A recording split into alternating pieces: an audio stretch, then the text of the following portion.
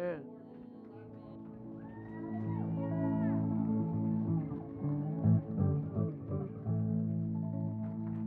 Amen. I want to introduce to you Faline.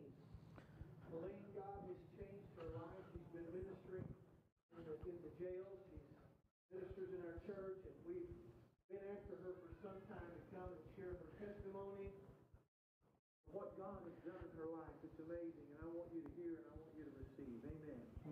Well, Pastor doesn't know, but I'm not really telling my testimony today. I'm going to tell a little bit of it in the word that I have for you today. And there's not a better time that I would rather come and talk to you guys than today, because you know what? It's a new year. It's a new time. You're a new creation, and you're not safe in this house today, because you know what? Every single one of you I prayed over before I came up here, that you're not going to come in and leave the same way.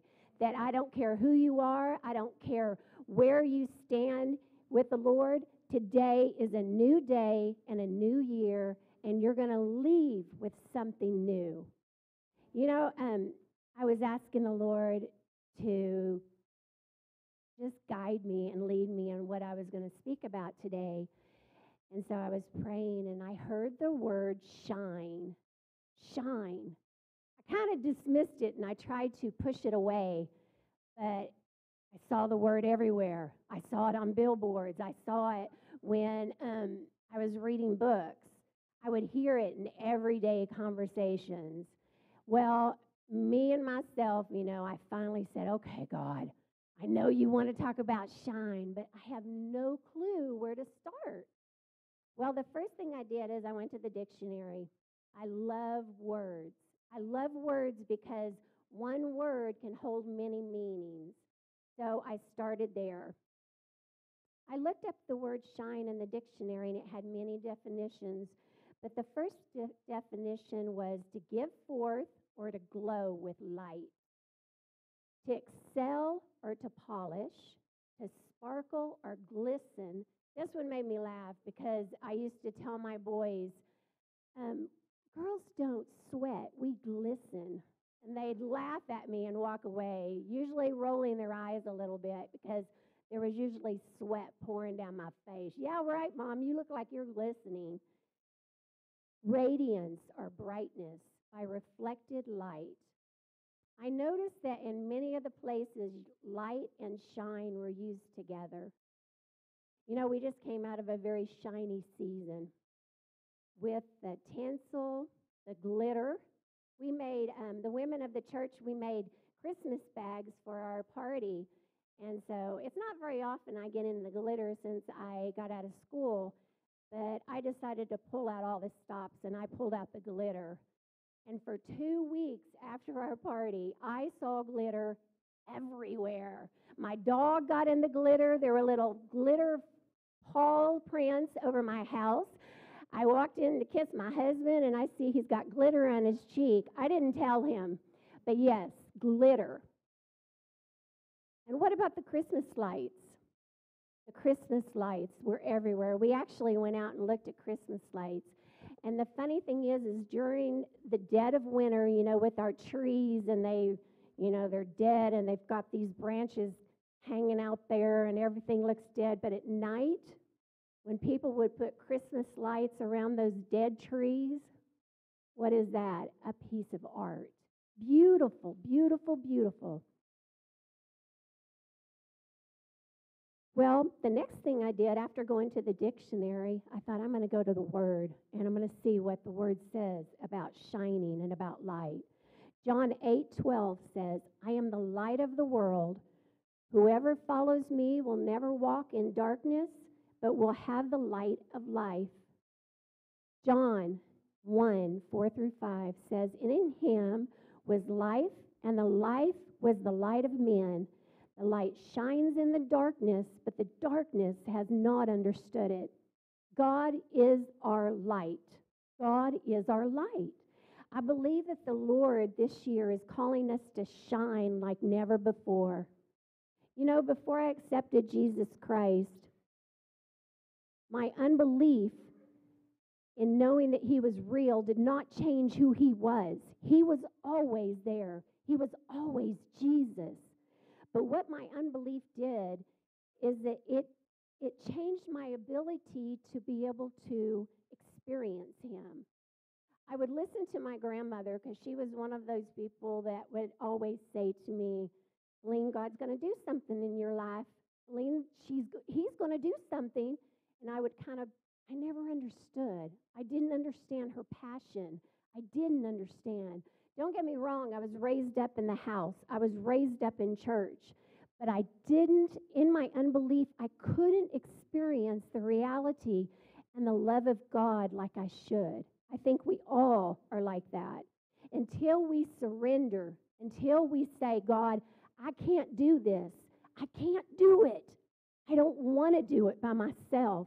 Until you get to that point, he is going to seem like a fairy tale to you. He's not going to be real to you. And you're going to hear other people's stories, and it's not going to resonate on how real he is. When I experienced the Lord and when I finally surrendered, he took and made me into a new creation, like he does us all if we accept him. Old things pass away, all things become new. We take on the characteristics of that which we behold. You know, when I told the Lord that he could have my life, even my old wants changed. The things that I used to desire and want were completely turned around, and I began to pursue him and say, God, I want those things that you want for me. 1 Peter 2:9 says, but you're a chosen generation, a royal priesthood, a holy nation, a peculiar people, that you should show forth the praise of him who has called you out of the darkness into his marvelous light. I love that he calls us a peculiar people. I love that. I looked that word up. Odd, unfamiliar, atypical, unusual. That fits me for sure. I never thought that I could fit into a house. I never thought that I could fit into a group of believers because I never thought I was not good enough, but I measured myself against others instead of allowing God to tell me my identity. I love that he called us out. Come on. He knows each one of us by name, and he says, I'm tired, and I want you to come out and come into the blessings of the Lord. Come into all that I have for you. He chose me. Guess what? He chose each one of you. He chose us. He chose us. In Jeremiah, it says, I know the plans I have for you. They are plans for good and not bad, to give you a future and a hope. You know, we were in his plan from the very beginning. From the very beginning of time, he was thinking of us. We were on his mind. You know, the world is getting darker. I don't have to tell anybody that. All you have to do is listen to 5 minutes of the news and to see what's happening. But for the believer, we are looking at the signs and we are looking at the darkness, knowing that there is going to be a rejoicing because our Jesus Christ is coming soon. He is coming soon. He is coming soon. Our life won't make sense to a non-believer. They're going to look at you. If you place your hope in him, they're not going to understand that. They're just not. They know there's something different about us, but they can't figure it out. Ephesians 5:1 says, be imitators of God, therefore, as dearly loved children, and live a life of love, just as Christ loved us and gave himself up for us as an offering and a sacrifice to God. We each carry a peace, a love, a passion that seems from afar, and we carry the truth that sets people free. There is no way that we can represent God if we don't love. 1 John 4:7-8. Beloved, let us love one another, for God is love, and everyone who loves is born of God and knows God. He who does not love God does not know God, for God is love. You know, there's a lot of people that even in this house, that you may accept Christ today. And I'm not saying that's not a good thing. It absolutely is. I'm telling you, whether you know it or not, you're just not here for the groceries. This is an ordained time.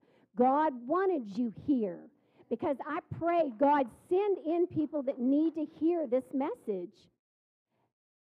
There's a lot of people I know, a lot of friends of mine, they've accepted Christ to get to heaven.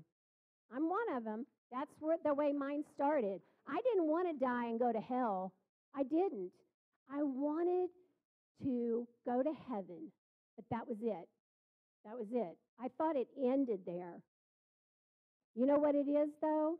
Our God wants relationship with each one of us. You are family. We're family. We're family. We've been called. We've been set apart. He's called you into this house for a reason.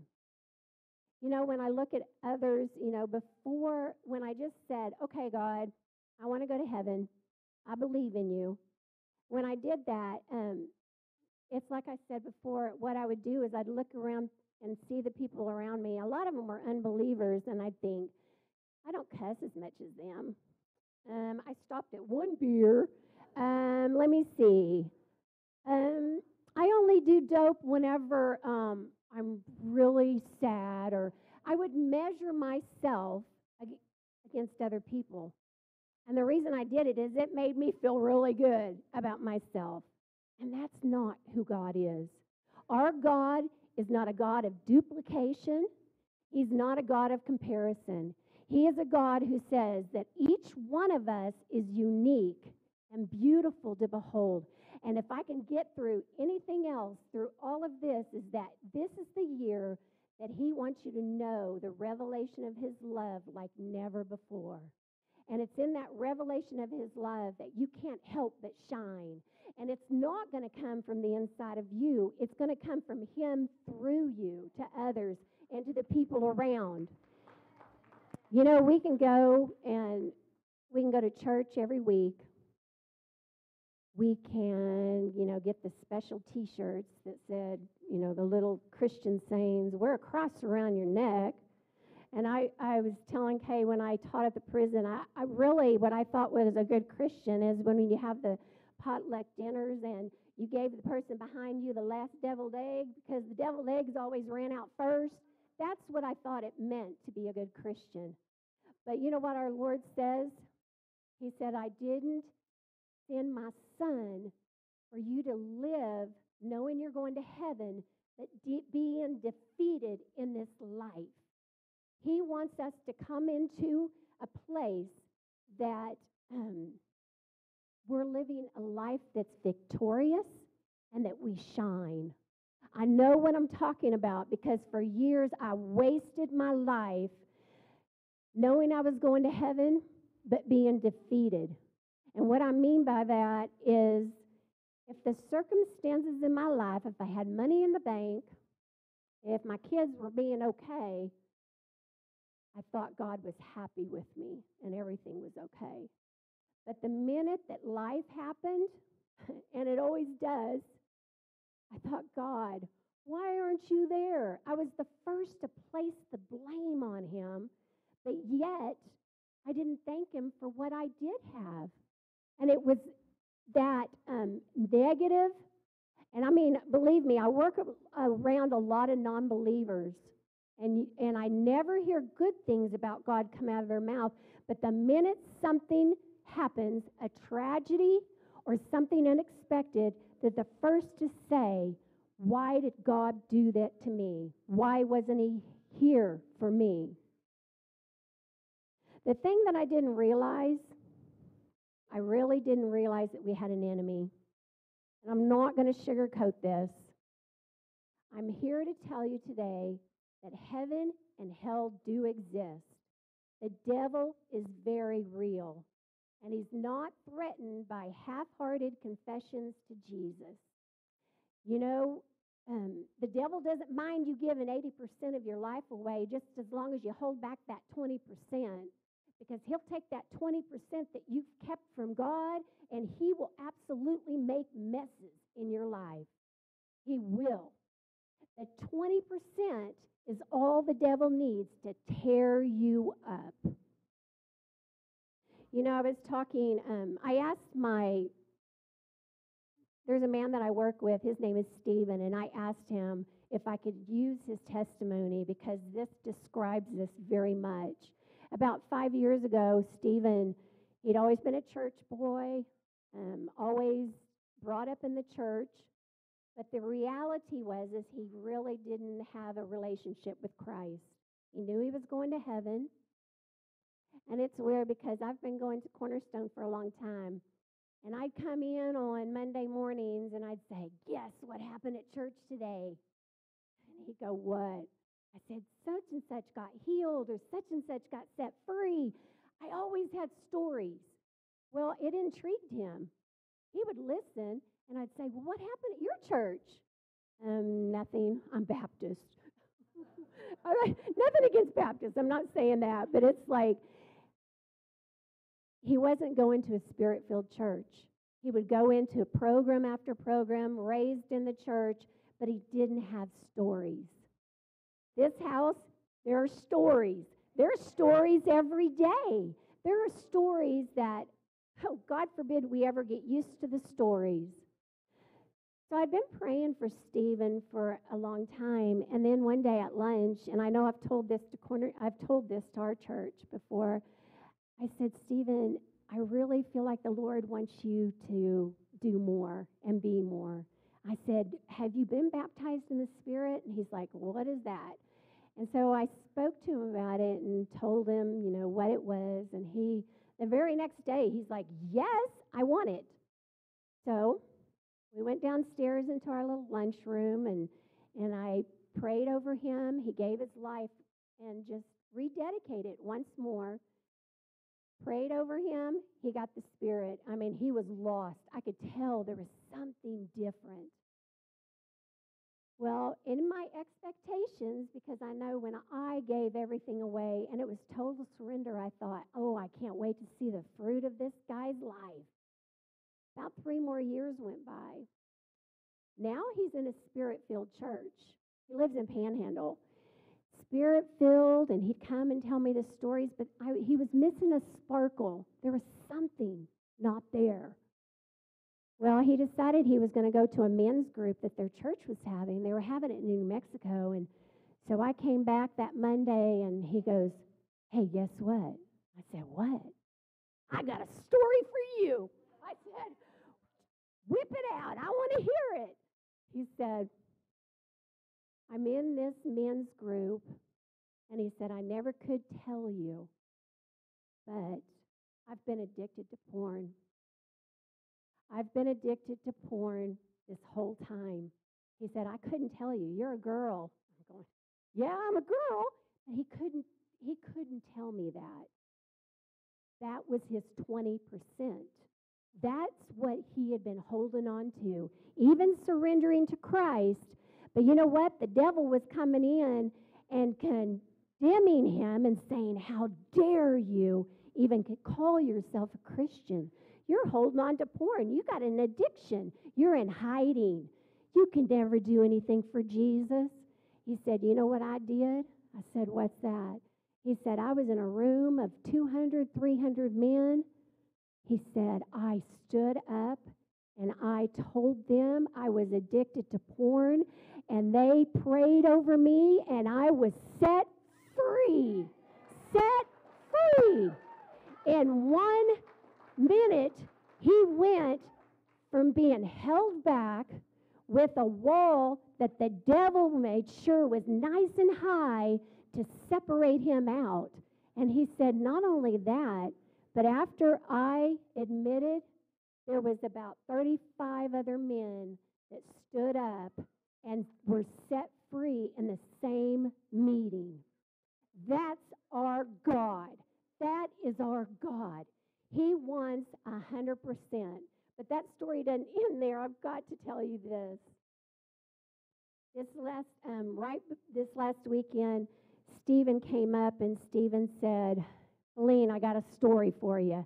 I said, okay, tell me. Well, he said that he was praying And he kept seeing this young girl's face at his church. And the Lord said, I want you to text her and tell her I'm in love with her and that I have a plan and a purpose for her life. Well, Stephen was obedient, and he did it. The next night, her mom called Stephen and said, my daughter told me she had a handful of pills and she was getting ready to commit suicide. And when Stephen gave her the word that he did, she threw the pills away and she went to her parents and asked for help. That's our God. Our God, since Stephen gave 100% of his life to Jesus, he is now a counselor at his church. He counsels men. He prays for people. He's an intercessor, and he is on fire for the Lord. And the reason I'm telling you this is because the devil doesn't mind us being a shadow. And that's what you are when you don't give yourself 100%. You become a shadow who can weave in and out of the darkness and the light. But you know what? You will have no testimony. The world needs light. The world needs us to set up a standard and say that God is real and that he will be yours, and all you have to do is surrender. Acts 17:28. For in him we live and we move and we have our very being. He wants the very best for each one of us. He loves us. He loved us first, and he wants us to love him back. I've got one more story, and then it's almost over, but I've got to tell you this. You know, when my husband and I first started courting, and we were like all ooey gooey in love, not that we're not now, but, you know, when you first meet and it's all new and can't get it out of your head, and we'd talk on the phone for hours. You know, talk, and then when we ran out of words, we'd listen to each other breathe. I think back on that now, and it's like, but I was reminiscing about that, and the Lord said to me the other day, when is the last time you just stopped and you listened to me breathe? And I knew exactly what he was talking about. Life, distractions, busyness had taken me away from my first love. And I hadn't stopped just in the preparing. Even good things can take us away from him. Even like speaking in front of you guys today, I was like overwhelmed and all my concentration. And it's like, when are you just going to come into the prayer room and just let me just fill you up? And then you can just pour yourself out. And it's like, even the good things in the church, even the good things in the house can pull you away from your first love. So I had lost some of my shine. So really, if you're in that place where you have lost some of your shine and you want to regain the luster, this is what you do. You say, God, you can have all of me. It's all about surrender. You know, in those times, to stay plugged into him. Being in love takes effort. If anybody's married, you know it takes effort. You've heard about keeping shined up and staying in him, surrender. It takes time, praying, reading the word, allowing God to shine you up in private so that you can step out in public and be that person that's looking. Just like Stephen told that girl, he texted that girl one message and she was going to be dead. She was going to kill herself. But the one word that he gave her came straight from the throne room, and it told her, God knows me. Psalm 119:105 says, your word is a lamp to my feet and a light to my path. It guides us and it enlightens us. You know, I was thinking about this when I was reading it. Here's my Bible. It looks pretty messed up. I got duct tape on it. I tried to pick a girly one so it wouldn't look so funny. But this is the lamp to my feet. So I started thinking about it. A lamp, you're holding the lamp, and I'm looking down at my feet. That's the present. That's the present today. But it also says a light to my path. So if I hold it up as a light to my path, it's going to shine into my future. And that's for each one of us. This book, we need to get into it. It's not just word, it is God himself. He will teach us and show us. And you talk about being shined up. You want to get shined up, get into this. It was written with you in mind. It was a love story for each one of us to learn about Jesus.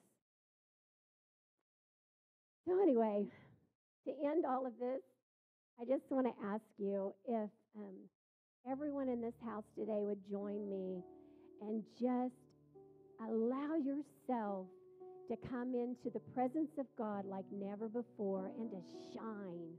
I want everybody to stand up. If you're shining already, then go out and shine brighter.